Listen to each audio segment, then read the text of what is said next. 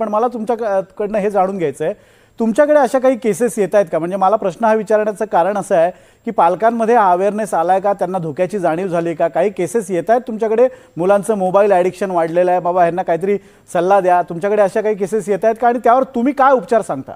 हो, नक्कीच अशा केसेस येतात आणि या केसेस दिवसेंदिवस वाढतच आहे.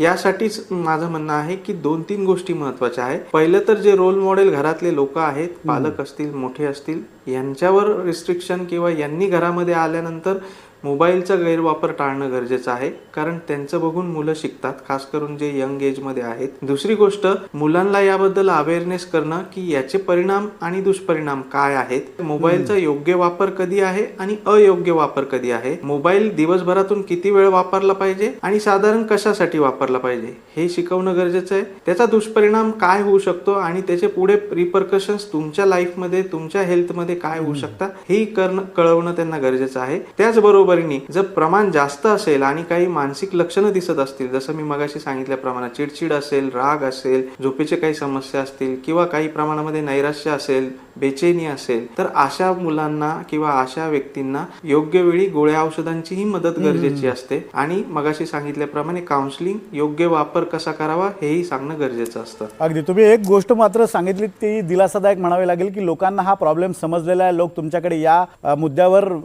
सल्ला घेण्यासाठी येतात, ही चांगली बाब आहे.